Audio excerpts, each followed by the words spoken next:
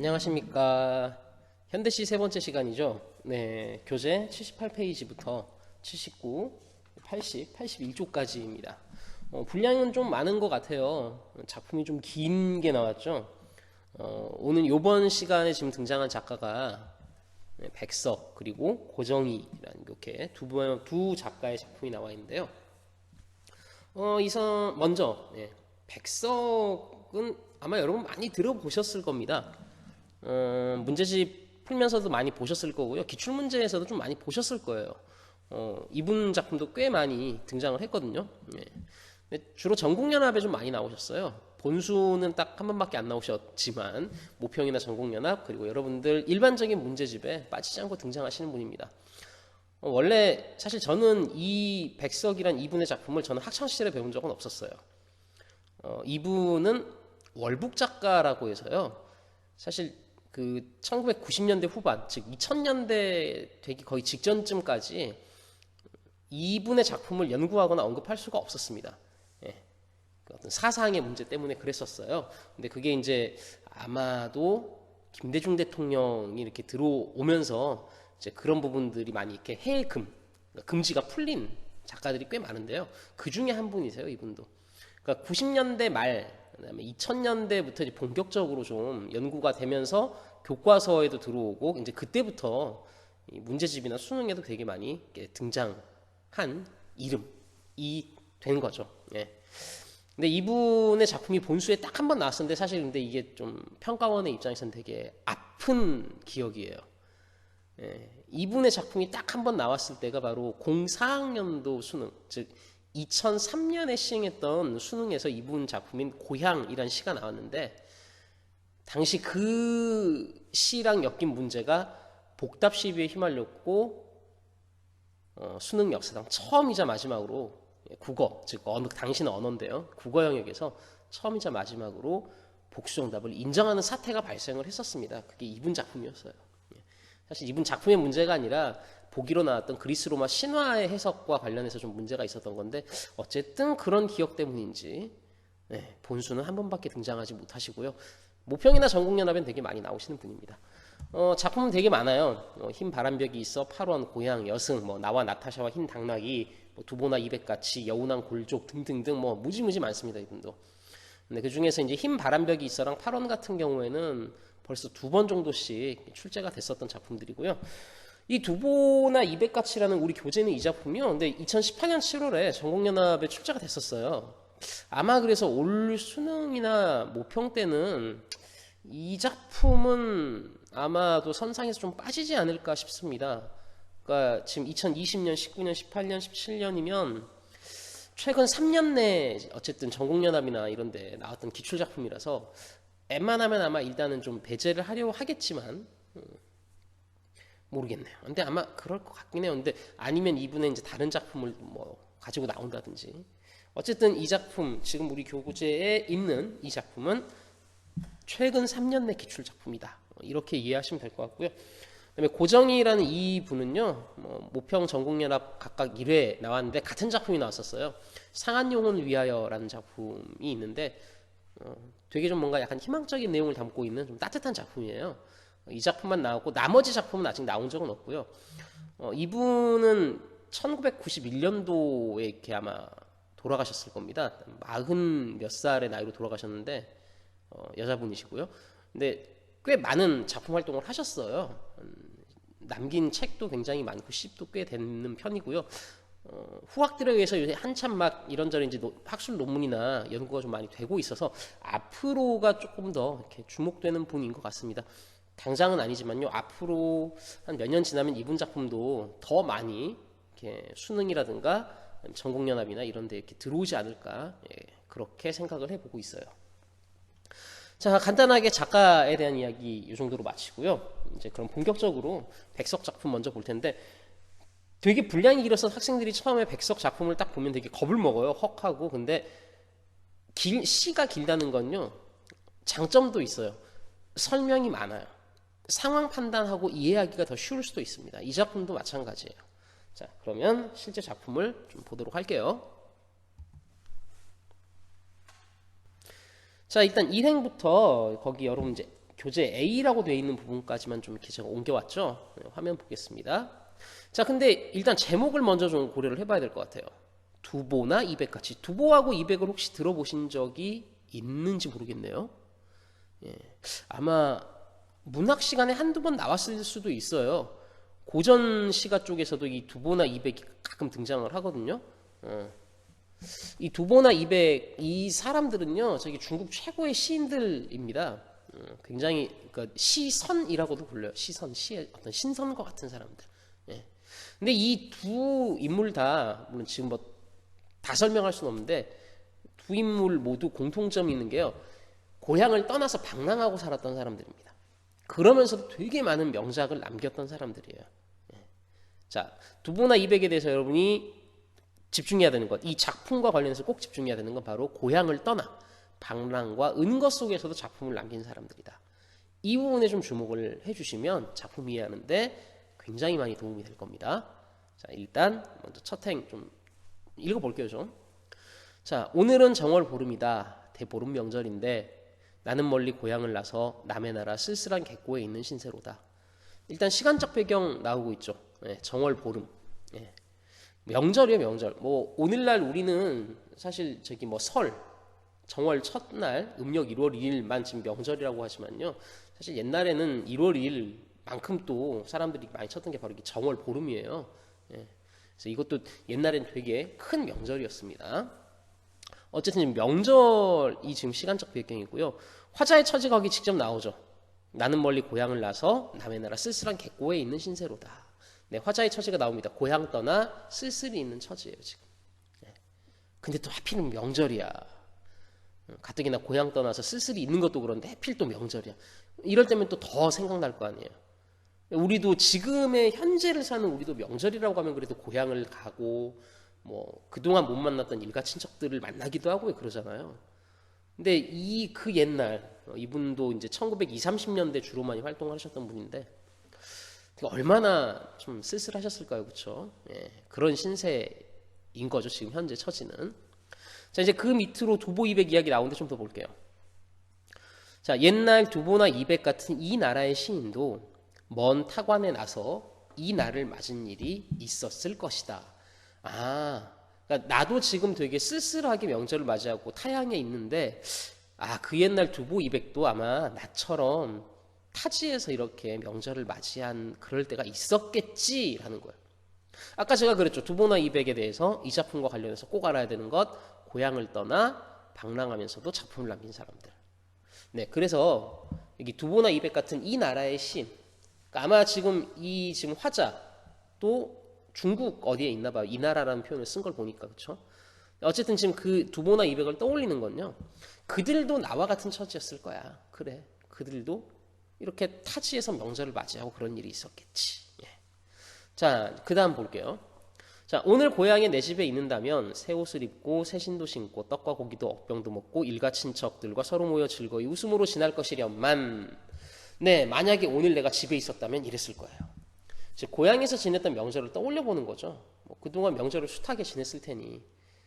그렇다면 아, 오늘 대보름 명절이면 이랬을 텐데 이야기예요. 자, 일단 현재 화자 처지랑 대비되죠. 집에 있었으면 이렇게 막 새 옷도 입고 막 웃음도 날 건데. 자, 그리고 여기 보면 알면 새 옷 입고 새 신 신고 약간 새 것의 이미지로 지금 고향에서 지냈던 명절을 떠올린 거예요. 자, 그리고 이제 그 밑에 나는 오늘 때 묻은 입든 옷에 마른 물고기 한 토막으로 혼자 외로이 앉아 이것저것 쓸쓸한 생각을 하는 것이다.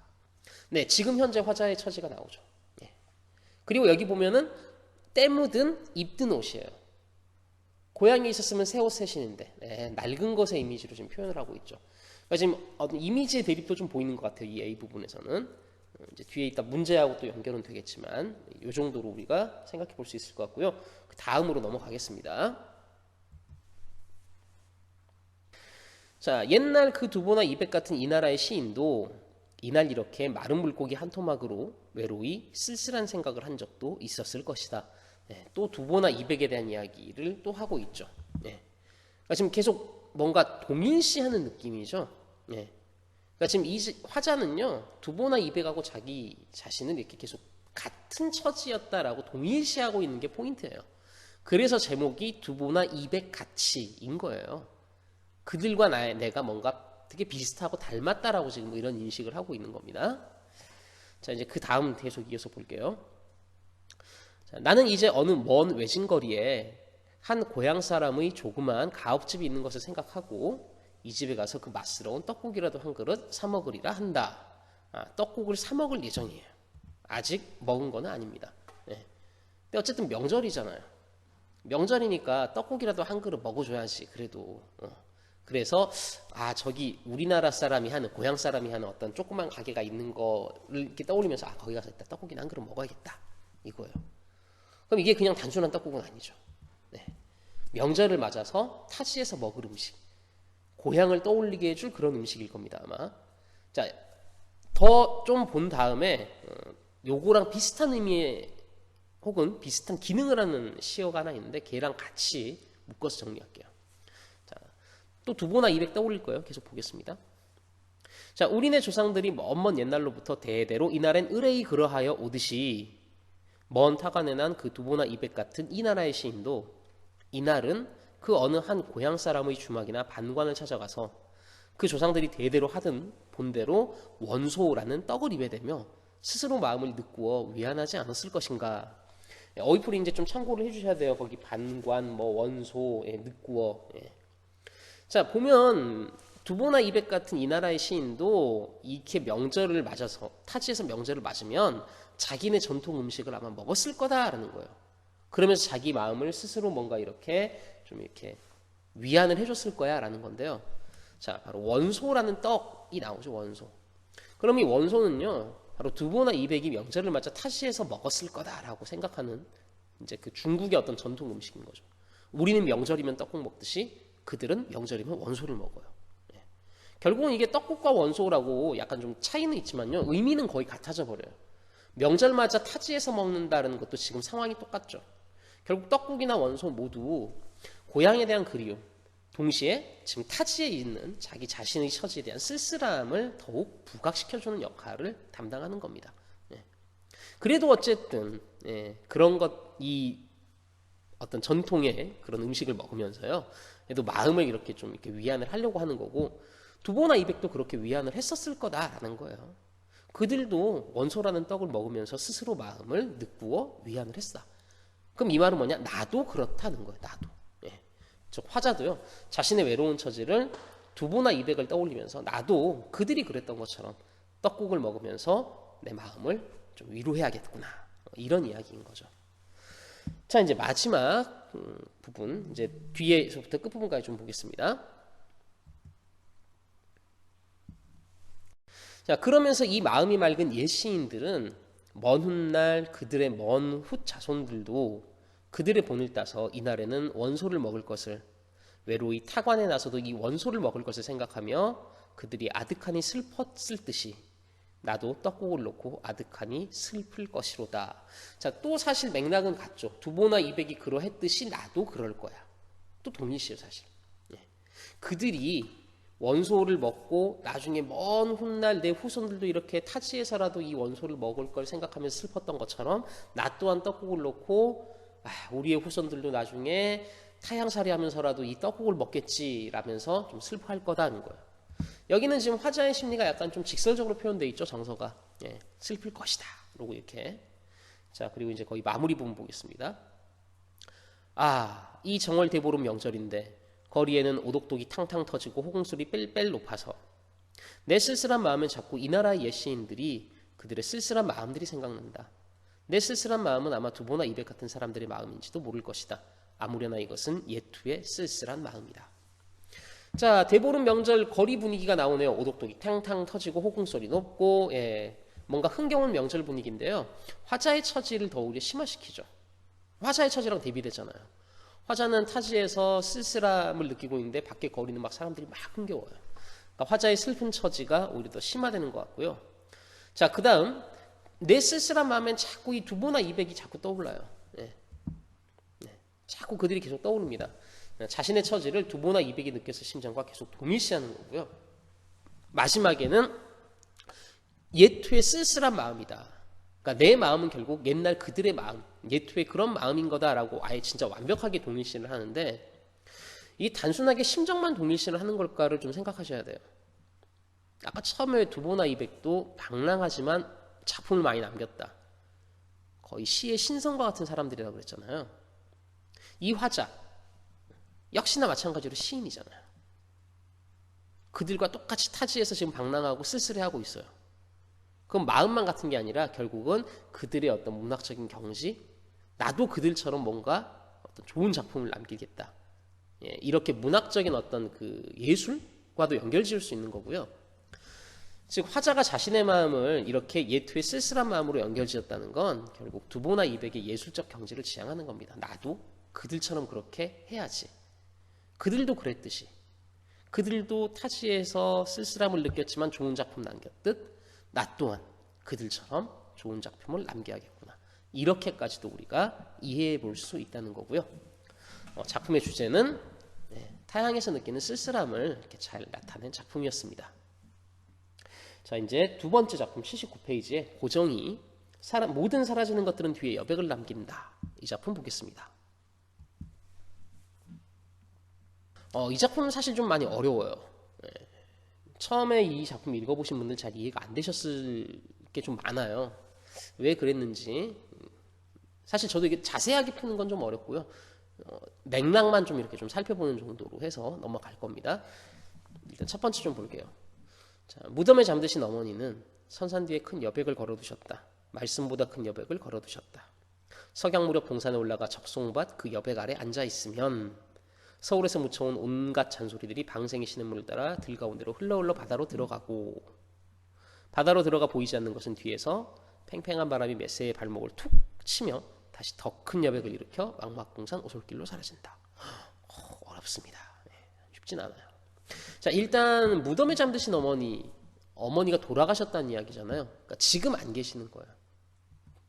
부재죠, 부재 존재하지 않는다. 어머니는 존재하지 않으십니다. 무덤에 계시기 때문에. 그리고 이게 이 제목을 잘 보셔야 돼요. 모든 사라지는 것들이잖아요. 사라지는 것. 어머니도 사라지신 거예요. 부재라는 것. 그러니까 사라졌다는 건 결국 존재하지 않는다. 부재거든요, 부재. 그러니까 어머니도 사라진 것들인 거예요. 그리고 어머니도 그래서 여백을 남겨두셨잖아요. 제목처럼. 그 여백을 걸어두셨고요. 지금 화자는 그리고 그 여백 아래 앉아 있는 거예요. 그럼 여백이 도대체 뭐지? 그냥 빈 거 아닌가? 사라졌으면 없으니까 빈 거. 근데 우리가 그냥 여백을 단순하게 비었다라는 의미로만 쓸까요? 일단 여백의 사전적 의미를 좀 볼게요. 글씨 쓰거나 그림 그리고 남은 빈자리를 여백이라 하고요. 여러분 우리나라 그림, 한국화에서 유독 여백을 많이 중요시하잖아요. 심지어 여백의 미라고도 하죠. 안 그리고 비어있는데 그게 더 아름다워요. 그러니까 이 여백이라는 이 말은요, 우리가 그냥 단순히 비었다는 아니에요, 이게. 그러니까 예를 들면 우리가 저기 교실이나 어디 이런데 모여 있는데 누군가 좀 빠져서 빈자리가 보여요. 그럴 때 우리가 그냥 야 여기 빈자리 누구야? 저기가 좀 자리가 좀 비어 있는 것 같은데 이렇게 표현하지. 야 저기 여백이 있는데 이런 표현 안 쓰잖아요. 그러니까 우리가 진짜 그냥 비어 있다라고 인식할 때 쓰는 말과 여백은 분명히 결이 다른 거예요. 이게 쓰이는 결 자체가. 그러니까 여백은 단순하게 빈 게 아니라 뭔가 의미가 있게 비어 있는 거예요. 즉 의미가 있다 이렇게 이해하시면 될 것 같아요. 그러니까 모든 사라지는 것들은 그 뒤에 뭔가 나름의 의미를 남기고 떠나는 거예요. 그럼 여기도 지금 이 여백, 지금 저기 동그라미 쳐져 있는 어머니, 무덤에 잠드신 어머니가 여백을 걸어두셨고요. 화자는 지금 그 여백이 있는데 이 여백은 바로 어머니의 빈자리고요. 근데 이게 단순한 부재는 아니에요. 그냥 어머니가 돌아가셔서 안 계신 애가 아니라 뭔가 다른 의미가 있어요. 그게 그 밑에 보세요. 서울에서 묻혀온 온갖 잔소리들이. 잔소리는 뭔가 나를 괴롭히는 소리잖아요. 근데 어머니의 이 여백 아래 딱 앉아있으면 어떻게 돼요? 잔소리가 다 들가운데로 흘러 사라져버려요. 나를 괴롭히는 것들이 이 여백에만 오면 없어져요. 어머니가 남긴 여백을 통해서 부정적인 것들이 사라져버리는 거고요. 이건 뭐냐면 위안을 받는 거야. 그러니까 힘들어 죽겠는데 어머니의 무덤가에 와서 옛날 어머니와의 어떤 추억도 떠올릴 수 있고 그렇잖아요. 그러면서 자연스럽게 또 부정적인 마음이 가라앉고 위안을 받고 그래 어머니가 나한테 뭔가 그렇게 여백을 남겨주셨구나. 이렇게 이해를 하면 조금 더 여러분들이 아마 이런 의미가 있을 것 같다라고 좀 받아들일 수 있지 않을까 싶고요. 자, 그다음 이 잔소리들이 이제 사라졌잖아요. 바다로 들어가고. 그렇죠? 바다로 들어가 보이지 않는 것 뒤에서 또 뭔가 더 큰 여백을 일으켜 또 사라지고요. 네, 다시 더 큰 여백을 일으켜요. 여백이 있는데 여백이 또 생겨. 근데 이게 제목을 잘 보셔야 돼요. 모든 사라지는 거잖아요. 좋은 것만 여백을 남기는 게 아니에요. 모든이에요. 모든. 네. 그러니까 이 어머니의 무덤가에 와서 그 여백 거기에서 뭔가 위로나 위안을 받고 그래서 나를 괴롭히던 이 잔소리들이 사라졌지만 이것들 또한 사라지면서 뭔가 또 더 큰 여백을 또 일으켜주는 거예요. 즉 사라지는 것들은 다 그 나름의 의미가 있다는 거예요. 우리가 되게 부정적인 것들도 결국은 왜 그렇잖아요. 막 잔소리 듣고 막 그때는 싫죠. 근데 시간 지나고 생각해 보면 되게 그 시절이 그리워질 때도 있고요. 뭔가 그때가 오히려 더 따뜻했구나라는 생각이 들 때도 있을 거예요. 뭐 이게 여러분들은 잘 공감하지 못할 예시긴 한데요. 저는 이제 남자니까 군대를 갔다 왔잖아요. 있는 동안에 진짜 괴로워요, 솔직히. 예. 무지무지 괴롭습니다. 예. 진짜 그런 거 안 하는 게 좋을 것 같긴 해요. 예. 근데 그때는 그렇지만요, 그게 시간 지나서 이제 그 군대에 있던 시절이 다 사라졌잖아요, 저는. 제대하면서 사실 다 사라져버리는 거죠. 근데 그것들이 나중에 결국 저한테 어떤 의미로 또 다가와요. 예. 뭐 적절한 이해가 됐는지 모르겠지만 그렇게 우리가 안 좋은 것들이라고 해서 그게 다 무의미한 건 아닌 거죠. 그래서 아마 그런 인식이 좀 또 보이는 것 같고요. 이제 그 다음 2년 3년 묶어서 볼게요. 오 모든 사라지는 것들 뒤에 남아있는 둥근 여백의 뒤안길이여 모든 부재 뒤에 떠오르는 존재여 여백이란 쓸쓸함이구나 쓸쓸함 또한 여백이구나 그리하여 여백이란 탄생이구나. 근데 여백은 쓸쓸해요. 모든 사라지는 것들 뒤엔 여백이 있는데요. 사실 그 여백은 처음엔 쓸쓸하죠. 공허하잖아요. 있던 게 없어지니까. 그런데 결국 여백은 뭐가 돼요? 탄생이 될 수도 있는 거예요. 인식이 바뀌는 거죠, 이게 지금. 그러니까 여백이라는 건 결국 탄생이다. 요 말을 이렇게 이끌어낸 건데 얘는 이제 결론적으로 풀어내 보면요. 뭔가 새로운 의미를 갖게 된다는 뜻이에요. 여백은 결국 새로운 의미가 생긴다. 그러면 부재는 사라짐이 아니라 우리에게 추억과 위로를 건네고요. 다시 그걸 통해서 뭔가 새로운 의미가 또 만들어지는 겁니다. 그러니까 이 부재에 대해서 인식의 전환이 일어나는 시라고 보시면 돼요. 사라지는 것들에 대해서 우리가 이걸 어떻게 받아들일 거냐. 그냥 사라진 건 그냥 없어졌으니 그냥 부정적으로만 생각할 거냐. 그건 아니다. 그 모든 것들은 다 우리에게 새로운 의미로 다가오는 거다. 이런 인식의 전환을 이렇게 갖게 된 거고요. 마지막 3년 볼게요. 나도 너로부터 사라지는 날 내 마음의 잡초 다 쓰러진 뒤 내 사립에 걸린 노을 같은 아니면 네 발 아래로 쟁쟁쟁 흘러가는 시냇물 같은 고요한 여백으로 남고 싶다.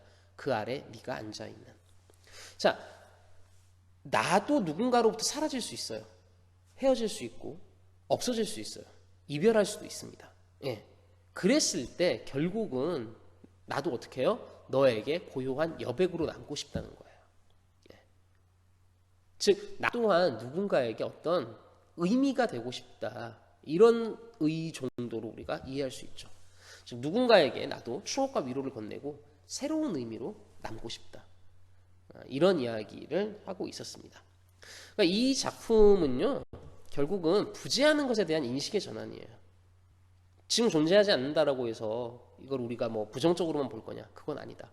그것들은 결국 다 우리에게 여백을 남겨줬다. 즉 추억과 위로를 건네고 우리에게 뭔가 새로운 의미를 주는 거다. 이런 내용의 작품이었습니다. 좀 많이 어려웠어요. 이제 문제 볼게요. 시간이 많이 갔네요. 그렇죠? 자, 1번 문제 보겠습니다. A와 B에 대한 적절한 것을 모두 고르는 건데요. 자, 기억부터 볼게요. A는 고향에서의 명절을 새 것의 이미지, 타향에서의 명절을 낡은 것의 이미지, 자신의 천상을 대비적으로 드러낸다. 아까 제가 설명했던 거 그대로네요. 기억은 당연히 맞는 것 같고요. 니은 A는 어린 시절의 경험을 바탕으로 과거 추억을 회상하는 방식을 사용하여 그럴 수 있죠. 자, 근데 현재 화자가 처한 상황이 과거로부터 반복되었다. 이 화자가 옛날부터 계속 타지양 생활했는지 모르잖아요. 니은은 아닌 것 같고요. 디귿 B는 청각적 심상을 시각으로 전이시키는 방식을 통해 화자의 내면이 변화하는 과정을 드러낸다. 일단 청각이 시각으로 바뀌었느냐.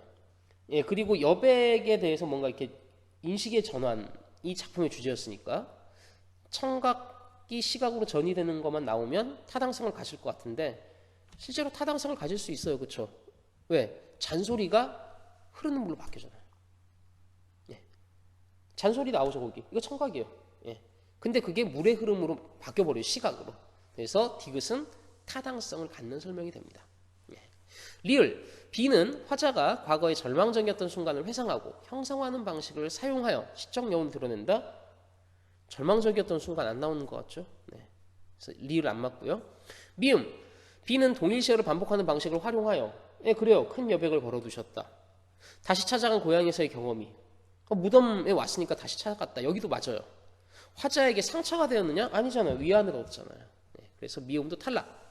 답이 되는 건 기억과 디귿 이 두 가지가 묶여있는 1번이 답이 되겠습니다. 그 다음에 2번 볼게요.